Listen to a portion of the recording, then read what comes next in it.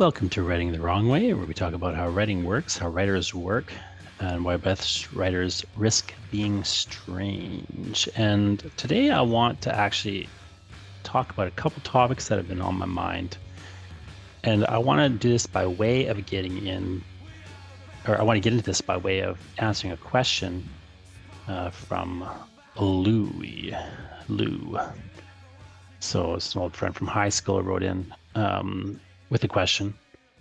And his question is, to borrow from Douglas Adams, I've always loved the idea of being a writer, but the act of writing, not so much. It seems hard to get into a mind or a mindset where I can just push everything aside and actually get started. Any tips to get the ball, no pun intended, or is there, rolling? So Lou's really got two questions here that are sort of connected. And I want to just, or two topics. So here's a question: how do you get the ball rolling? How do you really just get started becoming a writer when it's something you've been putting off? Which is a big question, a question I get asked a lot. A lot of people have the idea. But the first topic I think you need to kind of tackle before we get into the practical nuts and bolts of it. How do you kind of start becoming a writer? Is this question of, being a writer? I get not really asked questions about that so much, but I notice when talking to people, whatever place they are in their career, but especially, if people are starting out or, they haven't quite started out, but they're thinking about starting out, or they're toying with the idea, wherever you're at in your career, either you think of yourself as a writer or, and often you think of yourself as not yet a writer. And even if you're writing a lot, what I've noticed is that people will often have this ontological anxiety. Now, a simpler way of putting that is they'll be stressed out about this idea of being a writer.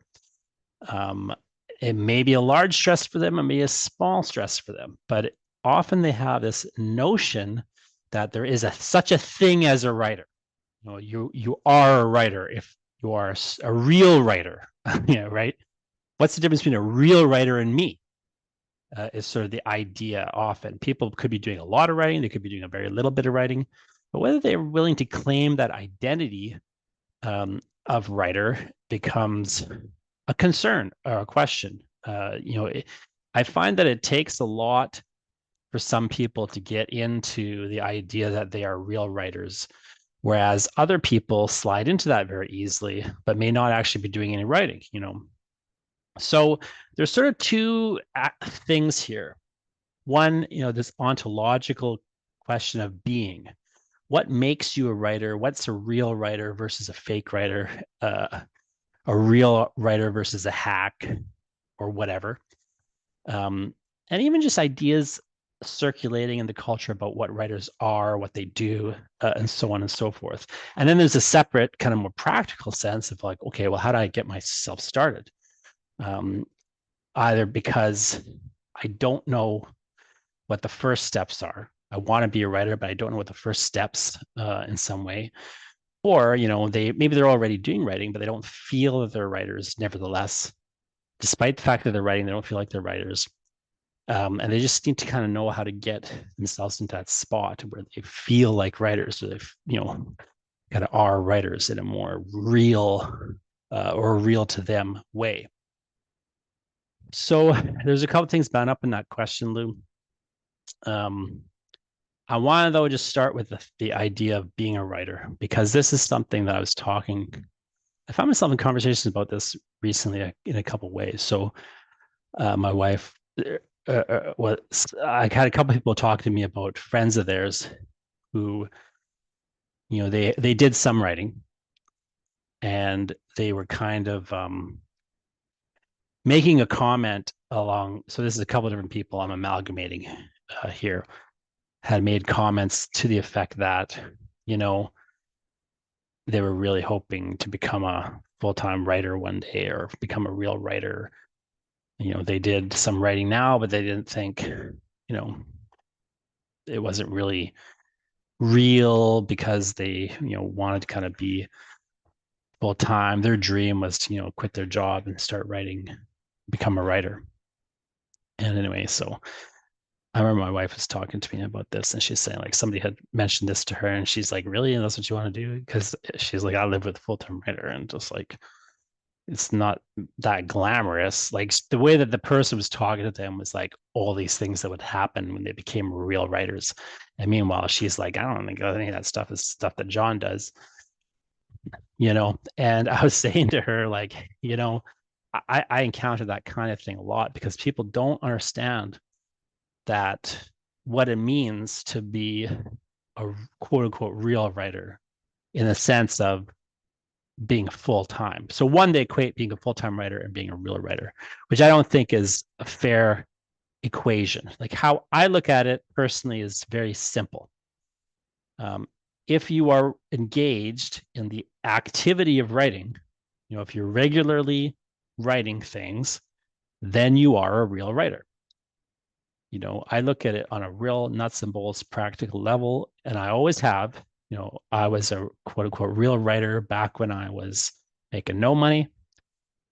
I was a real writer when, I had a very good year and started making over six figures as a writer. I was a real writer when I was in between. I was a real writer when I was working at Robin's Donuts and writing, before and after the night shift. Uh, I never felt that I wasn't a real writer because I was really writing. And I think that's the best way to look at it, is if you have some anxiety or you're questioning either whether you are a real writer or whether or not you have what it takes to be a real writer. I think the thing to kind of keep in your head is just all you need to be worried about is really writing. If you're really writing, then you're a real writer. And if you're not really writing, even if you're making millions of dollars selling books, like even if you're an author who's making millions off your books, if you're not really writing on a week to week, maybe day to day basis, I would say you're no longer really a writer. And it doesn't matter what your level of success is. It doesn't matter if you're big or small. It's about the activity of doing it. It's a sort of a job in that sense. You're really writing. You're a real writer. But there's a kind of thing that bleeds in here where people kind of wonder, well, how much writing is really writing? How many hours a day? Again, there's this dream that people have of like becoming full time. What if I was a full time writer and quit my job and I made my living from writing? And they have these ideas of what that means. And what I often find is people don't understand really what it means. I was in my book, The Lightning of Possible Storms, my short story book. So if you were to read this book, if you're watching the video, I'm just going to hold it up for you. So this book is a book I'm very proud of. It's my short story collection, although it kind of also is an experimental novella or novel. Anyway, one of the stories in Lightning of Possible Storms is called a national bestseller. It's about a character named Jonathan Ball, who decides who's going to write a national bestseller. And he starts trying to like engineer the formula for writing a national bestseller. And so a lot of the things I'm talking about here are kind of made fun of or thematized in that particular story. And one of the things that Jonathan Ball, the character in National Bestseller, does is he buys a masterclass online course from Dan Brown. And then there's a number of instances in the story where I talk about what Jonathan Ball, the character, hears Dan Brown advise in the masterclass course. And now that is actually all based on real reality, not, I know I didn't like try to engineer a bestseller in this manner or anything like that, but there is a Dan Brown masterclass, and I went and bought the Dan Brown masterclass and, was like, okay, what's Dan Brown got to say about masterclass? This is the kind of thing that the character Jonathan Ball will do. He would buy this masterclass, so I'll buy the masterclass. he would like, how would he react to Dan Brown? So this is sort of part of my writing process. I was trying to kind of get material for the story, and I was stuck. And so I thought, well, if Jonathan Ball was stuck, the character, what would he do? Well, he would go by Dan Brown's masterclass and think, oh, I'll just do what Dan Brown does. And so in my mind, like the real Jonathan Ball here, I was thinking, well, this will be perfect because whatever Dan Brown says in the masterclass, all I got to do is come up with how Jonathan Ball, the character, would react to it. And so I'm going to read you a little bit from my story, national bestseller, which is In the Lightning of Possible Storms. But I want to preface this with saying that everything I quote here that Dan Brown says, this is actually what Dan Brown says in his masterclass. So I'm just going to read an excerpt. Later on, while he was on his phone scrolling through Facebook, he spied an ad for an online course company called Masterclass. They were advertising a course by Dan Brown. It had a 30-day refund policy. He clicked through and bought it right away. The Dan Brown Masterclass consisted of 19 videos. So this is all true, by the way. He skimmed the titles and clicked on number 18, Life as a Writer. The mini description read, Dan explains the importance of persistence, shares tips on how to build a team that believes in you, and teaches you how to write a query letter that will stand out in agency slush piles. All things he figured he could learn from Dan Brown. Brown started by telling a story about sitting in a bookstore at a signing table after his first book had been published. Nobody came to his table. Finally, just as he was thinking he should pack up, Brown and the customer locked eyes. She beelined toward him. He smiled a massive smile. She asked if he could point her to the bathroom. Brown chuckled, remembering the pain. And at that moment, I felt as low as I possibly could feel as a writer.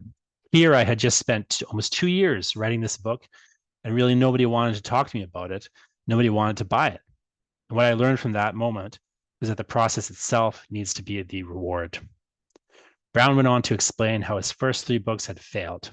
However, retroactively, with the success of the Da Vinci Code, they became popular and now are thought of as big hits. Brown then detailed how during the 5 years in between his first book being published and the Da Vinci Code becoming a bestseller, he spent a massive amount of time and energy promoting his own books, managing to sell just enough copies that his publisher wanted the next book, although not enough copies to have a self-sustaining career. Brown just kept focusing on selling a little more, till finally he reached a combination of hitting a tipping point with his work and having a bit of luck with his writing. Brown then noted, as Caleb had, about how a writer needed to surround himself with other people, publishers, agents, and booksellers, who were also invested in his success. Without the slow build of the previous books, Brown would never have been in the position for a publisher to justify the kind of marketing that made a success like the Da Vinci Code possible. Jonathan, the character, looked over his notes. First, Dan Brown had to relearn that the focus should be on the writing, not on career success. All things Caleb had just told him, the things he had previously told Caleb, Brown was now telling him too. Second, Brown had to spend real time and money, his own money, doing everything he could to try to sell books. He bought an ad pushing himself as a talk show guest and booked himself discussing what he'd learned from researching the book, borrowed a car since his was broken, and drove to Rotary clubs trying to sell books out of the trunk and so on. Third, he just kept writing books. When one failed, he wrote another, just as, like Meerkat said, he should, he being Jonathan. Eventually, reading the galleys of the Da Vinci Code, Brown said to himself that he had finally done it, but not necessarily in a happy way. He worried he had done his best work and it wouldn't matter. This is the novel I would want to read. Here it is. This has everything in it that I, as a writer, would want. If this doesn't work, then maybe I shouldn't be a writer because nobody shares my taste. Lucky for Brown, others did. Jonathan flipped through his notes, more of the same. Books don't become bestsellers by themselves. One single book won't make your career. What a load of shit.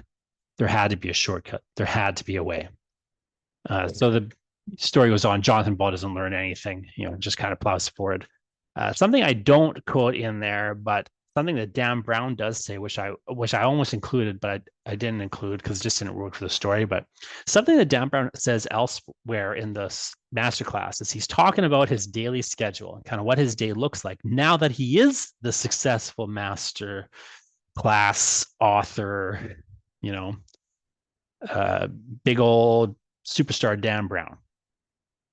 Now that he's superstar Dan Brown, you know, millions of dollars pouring in, like when he opens the faucet. Uh, what does his day look like? Well, he gets up at 4:30 and goes to the office. Why? Because he wants to get a bunch of work in, a bunch of writing in. He tries to finish his writing day before noon because by the time noon rolls around, if not earlier, everybody's in his face wanting things. He can't write anymore. Now, think about this. Imagine you're so successful that you're Dan Brown. Imagine you're that successful. You've, by any metric of success, become a successful writer, one of the most successful writers on the planet. And still, you can't get people to leave you alone to do your writing. You can't find the time. You got to wake up at 4:30 in the morning. It's just what it's like. In fact, as you get more successful, what you learn, like when I talk to writers who are just starting out, they're not really writing, or they're not real writers in that sense, or they don't feel like they're real writers, even though they're doing a fair amount of writing. When they often have, again, that same dream, the dream that they'll become successful enough that they can just quit their jobs and not do other things. They can just become full-time writers. But what being a full-time writer means is that you are now the full-time secretary of a successful writer yourself. And it's still a struggle. In fact, it's more of a struggle. You right now, when you're unsuccessful and nobody, is clamoring for your next manuscript, right now you have the most amount of free time. Right now you have the most freedom. Right now is when you have the most possibility to structure your day in the way that you want it to be structured. And you could say, well, I've got this job, I've got that job, I've got this responsibility, I've got that responsibility. That doesn't go away. It just becomes worse in many respects. When you move into the situation where you're making your full-time career being a writer, I mean, what that means, even if you're at the level of a Dan Brown or a Stephen King, is that you spend a lot of your day looking at contracts, answering emails, doing office work. Even if you have an assistant, they can't sign the contract for you. They can't make the decision. Do you allow X? I mean, you could slide into that territory, but it's dangerous. And so there's always going to be that, as your career becomes bigger and bigger, and as people want to talk to you more, and you're being offered things rather than scrambling to get things, as opportunity is coming your way and you're getting to kind of have a bigger name, it just gets harder and harder and harder in many respects. Like, yes, there's things that get easier. But the thing that doesn't get easier is having the time. And the quote unquote, the idea that like there's a moment when you become a full-time writer or a real writer, and it just suddenly the problems dissolve away, and people leave you alone because they think, oh, what you're doing is important. No, it never gets to that point. I will sit here in the middle of things and people will walk up to me. Literally, my family will walk up to me and like ask me to do something, interrupting me in the middle of what I'm doing. And you know what? It's not their fault. It's my fault because I'm here in the house. I don't have a door on my office, which is a mistake that I made. And it doesn't look like I'm doing anything. And technically speaking, I do have the flexibility that I could stop what I'm doing and come back to it. So I'm easy to interrupt in that sense. Um, it's kind of this two-edged sword. Like I'm not a super successful writer, but I have enough success in my career that, this is my career. And therefore, the assumption of others is like, oh, well, he's in control of his time, then he can therefore do this thing for me. And they're not wrong on a certain level, but it just doesn't get easier, is the point. It doesn't get easier. You have more time and you have more freedom when nobody wants anything from you. Nobody expects anything from you. You're not making money. That's when you have the freedom. There is no future magic time when it gets easier. It always gets harder. And so the idea that you would somehow put off being a writer for any reason, if it's really something you want to do, is one you just have to get over as fast as possible. It does not get easier. Now, the side note here is if you don't really like the act of writing that much, I question why people want to be a writer. Being a writer is not what you think it is. There is no glamour in being a writer. I always think about Neil Gaiman, who, is, of course, one of the massively successful writers. Neil Gaiman years ago, I remember he's with Amanda Palmer. I remember my wife was looking at a gossip mag online, some gossip blog, Perez Hilton, I think it was. And it had a picture of Neil Gaiman and Amanda Palmer on a red carpet, for the Grammys or something. I don't know what it was. But it's, Neil Gaiman and Amanda Palmer on the red carpet, right? And it's a photo, like a paparazzi photo. And this is, Neil Gaiman at this time was more successful than he is right now. He was a superstar. He is still a superstar, but at this time he was even more of a superstar. Like he had just come off of Coraline and all these other hits. So anyhow, the caption of the picture was Amanda Palmer and friend. And I remember looking at that picture and thinking to myself, well, that is pretty much summarizes the glory and the glamour of being a writer. Amanda Palmer and friend.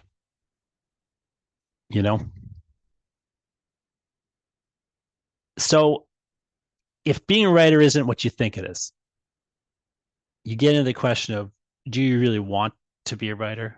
I would say to really think about that idea. If you don't like the act of writing that much, one, I would argue it's not worth being a writer.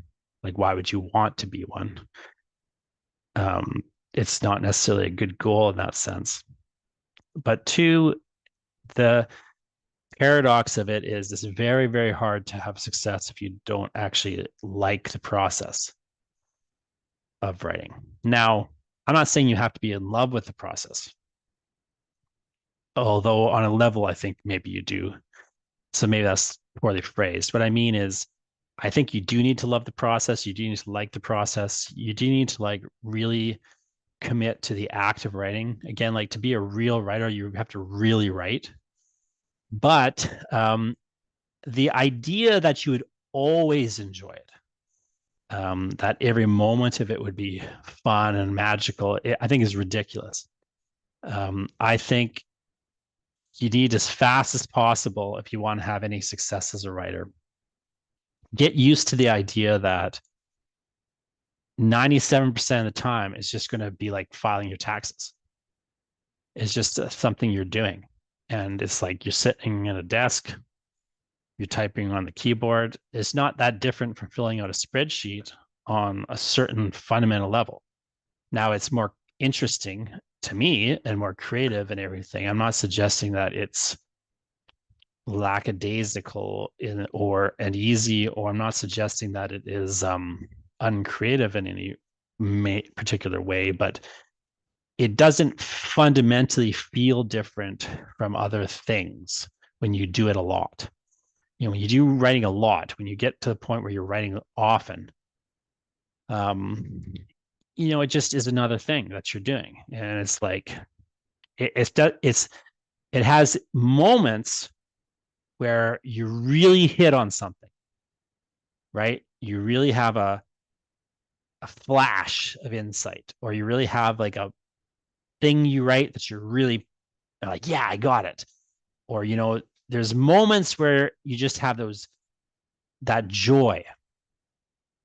You shouldn't expect to have the joy all the time. Those moments of joy, those flashes of greatness, those little, pockets where you just feel the connection to what you're doing and you feel like love for the work.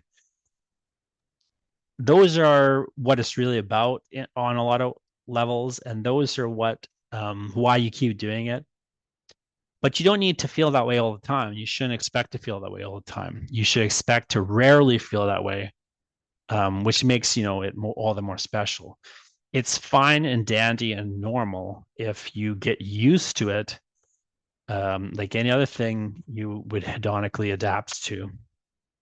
For the most part, writing, if you're a real quote unquote writer and you're really writing, for the most part, it's just like doing anything else that you would do in an office job. But you have those moments. So if those moments are not enough for you, then I don't know kind of why you'd want to be a writer. And I would, really kind of question that. But if you mean you don't like the act of writing so much in the sense that, you don't feel like that all the time, but you feel it sometimes, well, that's fine. I think that's great and normal. And that's, you should. So I'm not sure from the question here, but, is this, when you say you don't like the act of writing so much, do you just mean like, I don't love it every second I'm doing it? Well, that's good and fine and normal. A lot of people don't think it is. But if you mean like there's nothing you really like about it, you just like the idea of being a writer, well, I would say the idea of being a writer you have is probably a romantic idea that never really was true and certainly is no longer true. I would just kind of question whether or not you should, I guess, work to become a writer, but then just get to the practical nuts and bolts of it. How do you push everything aside and actually get started? Well, this is the key: is you have to reframe your question there. That's the idea. The idea that you have to get into a mindset where you can push everything else aside and before you can get started. That's the problem. The problem is that you think you have to get into a mindset. You don't. The problem is you think you have to push everything else aside. You can never push everything else aside. All you need to just do is actually get started. All you need to worry about is just starting. So you do it like any other thing. You focus on the habit rather than outcomes. You create a system which is going to produce the outcome, and then you just focus on working the system. So if your outcome is writing, getting a lot of writing done. So let's say my outcome is, I want to write a novel. Well, to write a novel, I need to write words on pieces of paper. I need to structure it. I need to write words down. I need to do this. I need to do that. There's a bunch of things you would have to do to write a novel. So you figure out first, what are your outcomes? So I'm just picking novel as an example. To write a novel, I need to write words. I need to maybe read other novels. I need to study writing itself and improve my skills as a writer. And so that could be, taking a class, perhaps. And I need to do a lot of other related. There is a great book by a guy named James Clear, which is all about habit formation and sort of the science of, it's called, no, I can't remember. It's called Atomic Habits. And it's all about habit formation and about sort of some of the science and some of the sort of just logic of getting a habit going. Basically, you figure out the outcomes. What habits do you need to have in place to be successful to get you the outcomes? It's just systems that you have to establish. So, you need to write words. You need to probably read words. You need to do studying and become better. So basically, you just sort of figure out how to build those habits. So on a really simple level, Lou, or for anyone listening, if this is sort of the place you're at, one, the mindset you need to get into is really just, I need to throw away your romantic ideas of what it means to be a writer. Think about writing as ditch digging. It's not different from digging ditches. If you want a hole in the ground to run a pipe through or whatever, you need to go out there and you need to figure out, okay, where am I going to put this hole? And then you need to go get a shovel. And then you got to be like, okay, I'll start. How do you start? Well, you start by just putting the shovel in the ground. Even if you walk away from the shovel and come back a week later, at least you got that shovel in the ground. At least you know where the ditch is going to go. And then, you take one load of dirt out of the ditch, take another load tomorrow. Take another, if you can get a whole wheelbarrow of dirt out, great. If you can just get one shovel full, that's great too. It's still moving you toward the ditch being dug. And writing a writing project is not dissimilar. You got to get those words on that page. You got to, just get to it.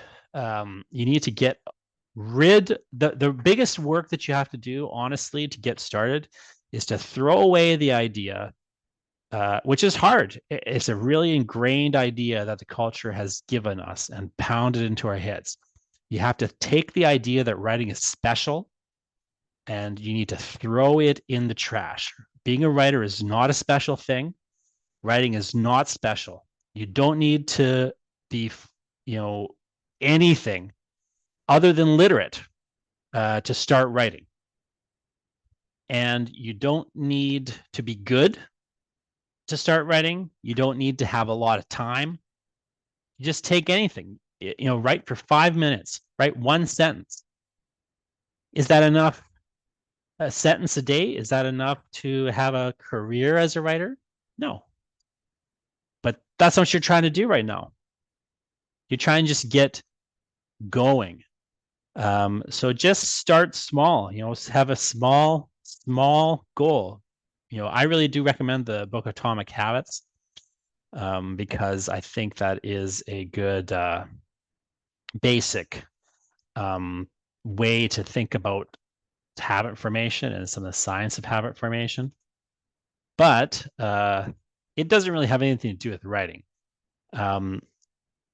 What you really more than anything need to do is establish a schedule. Like, when will you write? Establish the schedule for your writing. I have a long article about this. If you go to jonathanball.com/schedule, you'll see my long article about how to write a lot by writing on schedule. So that's at jonathanball.com/schedule. I also have a free email course where you can kind of just go to writingthewrongway.com and you can just sign up, and then over the course of, I think it is 5 days or so, I forget, it'll just send you sort of a little activity to do every day, and that kind of gets you on the path to having a real writing system, a writing schedule, a writing system. So I've talked about this in other places, but check out writingthewrongway.com, sign up for this Write Every Week email course. Go to jonathanball.com/schedule, read my article, Write a Lot by Writing on Schedule. But more importantly, you don't even have to do those things as long as you start a schedule. Just decide in the next week, or from now on, or whatever it is, like, when do you have 10 minutes in your day, 5 minutes in your day? And you're just going to write for those 10 minutes, those 5 minutes. If you don't know what to write, just write about what's in your refrigerator. Doesn't matter what you're doing. Just write anything. Start writing a poem, start writing a story, start writing just a sentence that you think is fun and cool. What's the most interesting way to describe the objects that are on your desk? Write a little sentence about your life, write anything. Just get writing. Don't worry about it being good. Don't worry about it being publishable. Don't worry about whether or not you're a real writer or whether you're ever going to become a full-time writer, or if I was going to let you quit your job, just get going with it. Get in the motion of it. Get the activity flowing. Get really writing, put no pressure on yourself other than the pressure to produce a few words for the next 5 minutes. Throw them away when you're done, if that's what you need to do to just take the pressure off. Do anything that you need to do to just get yourself started. Don't make a big bombastic goal. Don't decide you're going to write a 10-book series. Don't decide you need 6 hours a day or you're never going to be anything. Don't decide you need to make 6 figures or you're never going to succeed. Forget about the idea that you need to be a genius. Forget about the idea that you need to have a good idea. None of that stuff matters. It's all just stuff that's going to get in your way. Later on, when you get into the habit, later on when you've established the system, later on when you're producing writing at a regular rate and you can have some predictability in your outcomes, at that point, you might want to think seriously about, okay, can I make a career out of this? Am I going to pull off a larger project? Am I going to try to do something like writing a book? Am I going to try to do something like, making a career out of this? That's all stuff to worry about at some later future point. If you can't get to the point where you have the ability to produce writing on a regular frequency, none of that stuff matters. It will never become feasible to have a writing career. And that shouldn't fill you with anxiety. You shouldn't be worried about like, oh, what if I could never do this? Because that's not helpful. What you need to do is just make it real simple and easy for yourself. Just think to yourself, you know what really being a writer means? It means really writing. I'm a real writer if I'm really writing. And all that means is if I take 5 minutes every day, or 10 minutes every second day or whatever, and I just sit down and I write something fun, enjoy myself, throw it in the trash, that's still you being real. You're more writing than most people do. It will get you a long way. It sounds like it doesn't matter, but it does get you a long way. A friend of ours, a friend of the podcast, Zach, who's works on some projects with us, he once was sitting at a booth.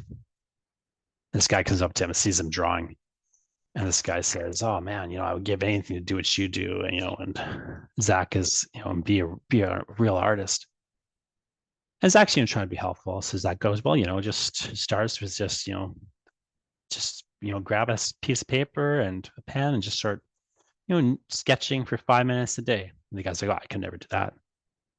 And Zach says, like, "You just told me you'd give anything, and now you don't want to screw around for 5 minutes a day." Yeah, it takes more than that.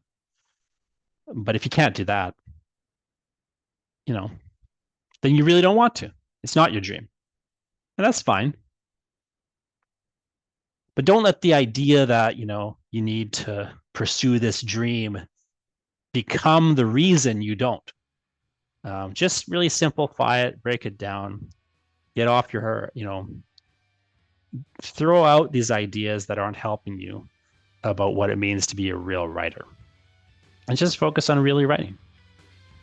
And you'll see eventually, as the years go by, how far that can truly get you. This has been Jonathan Ball doing a solo episode. Thanks for the question, Lou. Thanks for listening, everyone.